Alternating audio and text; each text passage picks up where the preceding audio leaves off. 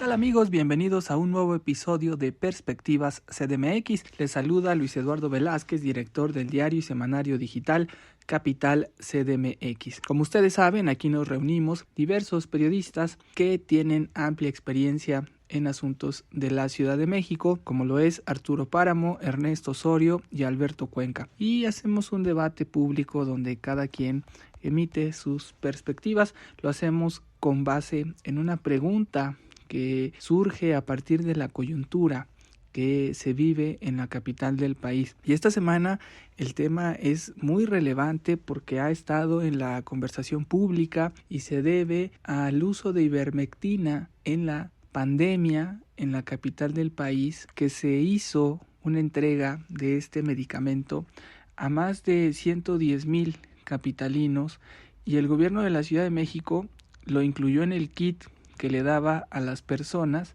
pero no está autorizado ese medicamento para su uso. Y eso es lo que ha convertido esto en un escándalo de grandes proporciones, sobre todo porque habían escrito un artículo José Merino y Oliva López Arellano, la secretaria de Salud, para exponer el resultado de su intento de experimento. ¿Por qué le decimos intento de experimento? Porque se trató de eso y lo quisieron documentar en un artículo científico, y la revista que había publicado ese artículo decidió retirarlo al encontrarlo falso y engañoso. Pero eso es lo de menos, que se nos diga que una investigación del gobierno actual o de funcionarios del gobierno de Claudia Sheinbaum, que es científica, no tenga rigor técnico y científico. Eso podría resultar incluso en una nimiedad.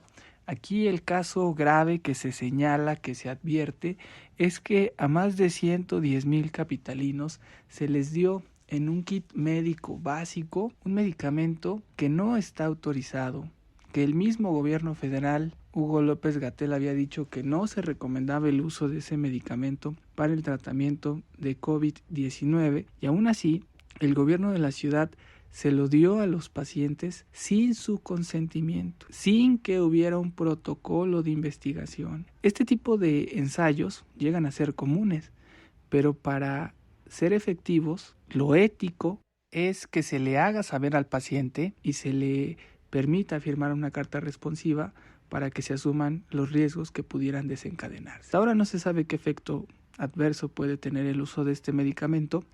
Muchas personas han dicho que también en el sector privado les han dado ese medicamento y les ayudó a enfrentar el COVID-19.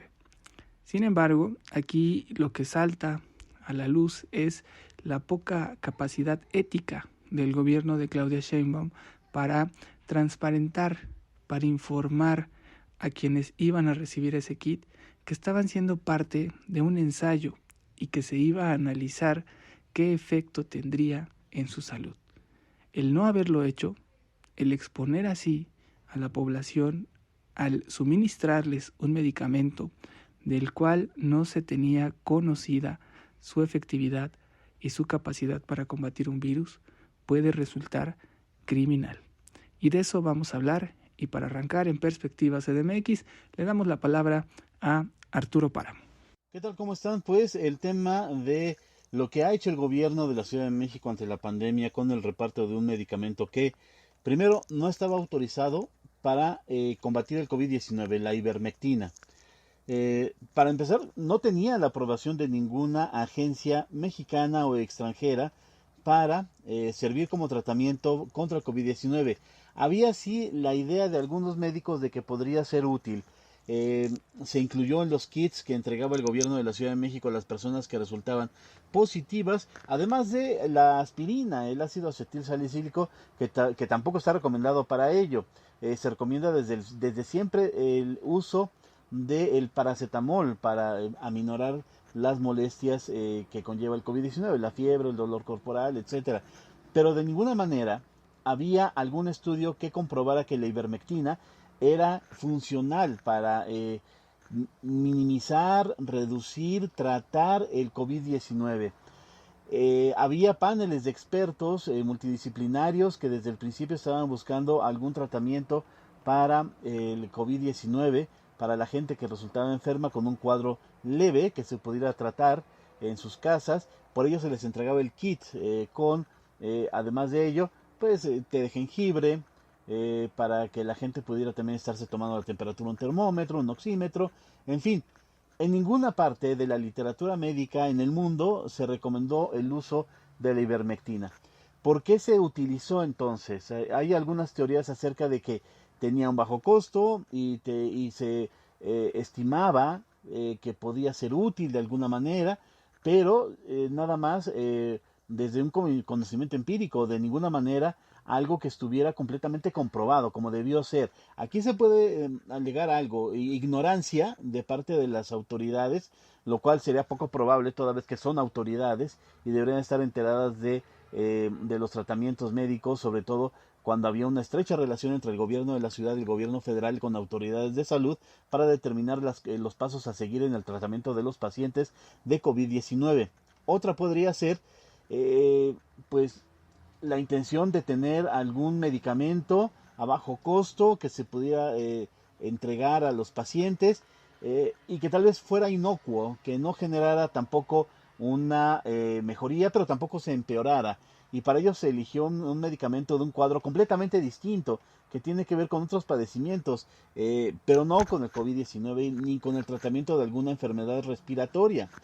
Eso ya es muy grave, pero es más grave todavía cuando los funcionarios del gobierno de la ciudad se atreven a publicar algo que le llaman ellos un estudio, un artículo en una revista de sociología, que no es de medicina, en la cual señalan cuál fue la experiencia con el reparto y el uso de la ivermectina. Esto destapa las alarmas de la gente que se dedica a la sociología cuando ven ese artículo publicado en la revista. Inmediatamente ponen el grito en el cielo y se tiene que retirar ese artículo. El artículo además, los que lo alcanzaron a leer dan cuenta de que era un artículo mal hecho, un artículo sin sustento técnico. No se hicieron tampoco pruebas de control con otro tipo de grupos, tampoco hizo un seguimiento un tercero, es decir, otro grupo de médicos que tuvieron seguimiento de este medicamento para comprobar los resultados que se estaban exponiendo. Por donde se le vea, este es un escándalo, es algo verdaderamente catastrófico en el tratamiento de COVID-19 y da simplemente la confirmación de que el gobierno de la ciudad ha estado dando tumbos en el tratamiento a la pandemia de COVID-19. Una cosa es hacer una gran logística de verdad, para que la gente vaya y acuda a los centros de vacunación y tengan la vacuna de una manera ágil, rápida, eficiente. Y otra cosa es el tratamiento a la enfermedad. Y lo que hemos visto ahorita con más de 50 y 53 mil, cerca de 55 mil fallecimientos de COVID-19 en la Ciudad de México y con las evidencias que hay del uso de la ivermectina, la verdad, pues ha sido catastrófico la actuación del gobierno de la Ciudad de México ante la pandemia de COVID-19 y yo ahí lo dejo esos datos para que mis compañeros también hablen acerca de ello, pero de entrada es verdaderamente increíble la manera en la que se han conducido las autoridades de salud, de gobierno digital ante este hecho. Gracias Arturo Páramo por tu perspectiva. Sin duda es muy grave también la forma en la que reacciona la jefa de gobierno Claudia Sheinbaum, quien acusa que se trata de una campaña de desprestigio y no repara en que el experimento que hizo su gobierno no fue siquiera presentado con un protocolo de investigación y con la debida transparencia y ética que requiere un asunto tan importante como el tratamiento de la salud de los capitalinos. Gracias por esta perspectiva y vamos a ver qué está pensando ahora Ernesto Osorio, director de Gaceta Ciudadana. ¿Qué tal, Luis, amigos de Capital CDMX? Bueno, pues qué consecuencias puede haber de esto. La simple pregunta, así, tal cual como está elaborada, pues obviamente nos remite que tiene que castigarse, se tiene que sancionar. Fue una conducta criminal el hecho de que hicieran esto, independientemente de si era experimento o no, si lo hicieron con conocimiento de causa o no, de que estaban recetando o medicando a la gente con un fármaco que no era el indicado y se dieron cuenta más tarde, Pues solo habla del descuido que tienen respecto al manejo de la pandemia. Y estamos hablando desde las esferas más altas, desde el mismo doctor López-Gatell, el descuido de la Secretaría de Salud de la Ciudad de México, el hecho de dejar en manos de dos profesionales de la tecnología digital que son muy buenos en lo que hacen, que son muy buenos en las estadísticas, pero no en esto. Obviamente hace que se relaje la atención, la observación de cada una de las acciones que toma el equipo de gobierno. Y creo que la jefa de gobierno, para variar, pues hizo a un lado su atención. Ella está en lo que más le interesa, que es afinar su candidatura, que es totalmente imposible, porque con esto solamente se anota un punto más a su perfil de criminal.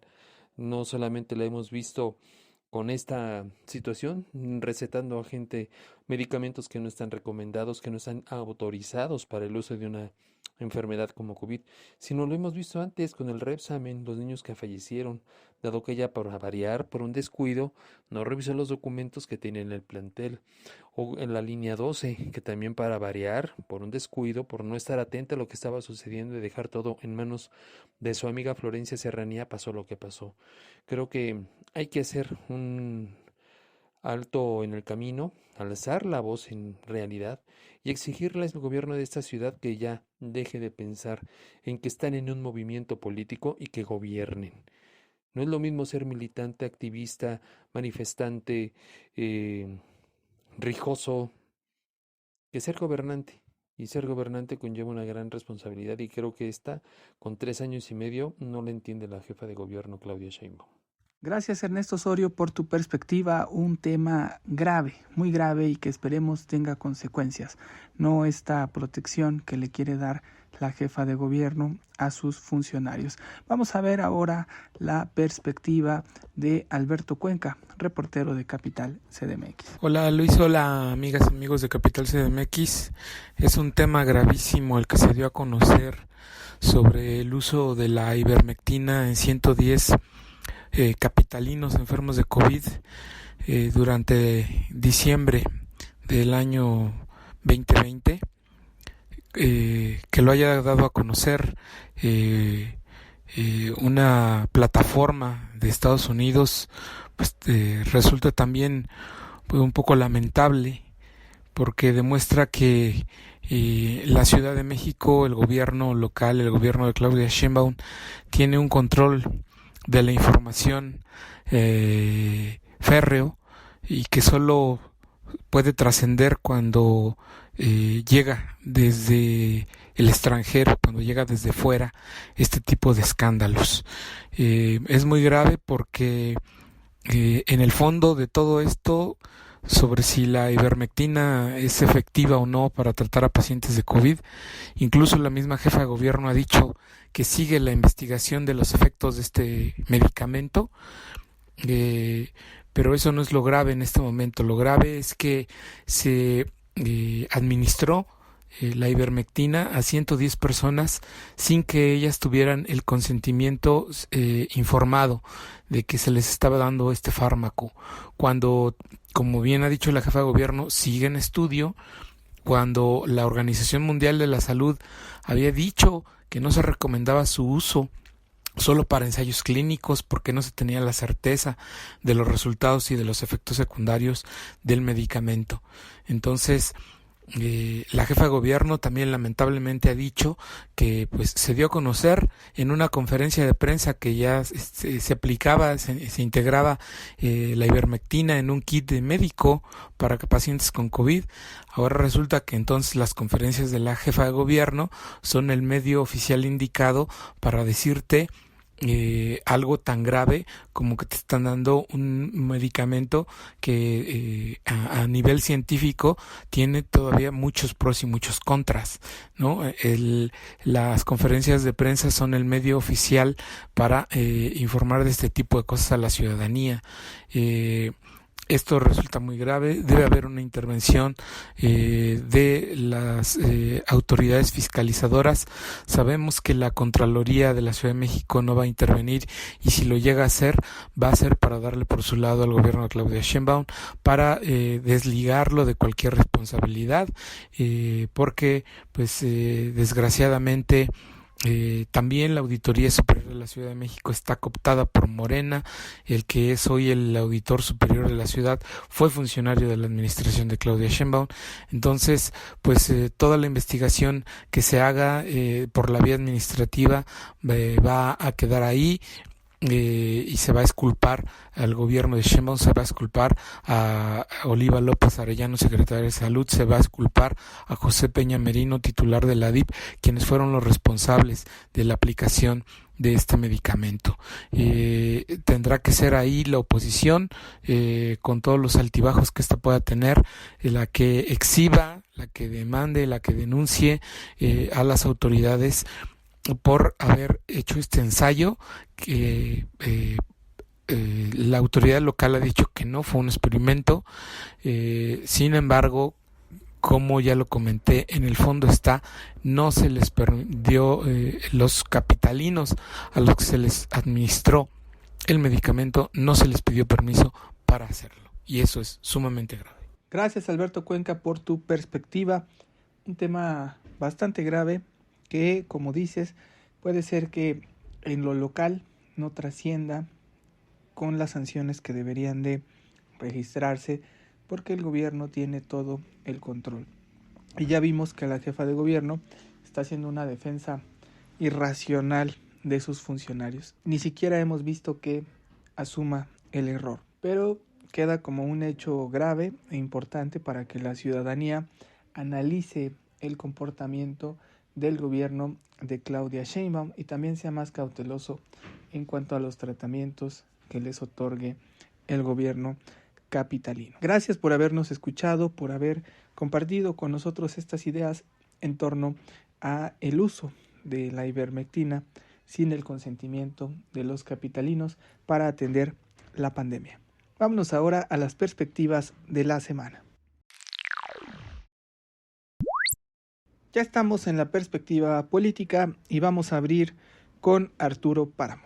Para esta semana hay varios casos que hay que seguir de cerca. El tema de la ivermectina, obviamente, el manejo de la pandemia de COVID-19. También el tema de la gente que está protestando por el Mexicable, este teleférico que se está tratando de introducir desde la zona de San Juanico hacia la zona de Indios Verdes, atravesando Santa Isabel Tola por encima de viviendas, como ya se hizo en otros lados de la Ciudad de México, y también por una zona protegida y sobre la parte del monumento histórico de el acueducto de Guadalupe, algo que es muy delicado porque una vez más el gobierno de la ciudad toma acciones sin consultar a los vecinos, algo que se había prometido, que no se iban a tomar decisiones importantes de desarrollo urbano, de movilidad, etcétera, sin consultar a vecinos. Eso no se hizo en este caso, no se ha hecho en otros casos, y en ese sentido, pues las autoridades siguen exactamente iguales que las anteriores, así les duela. Gracias, Arturo Páramo, por tu perspectiva.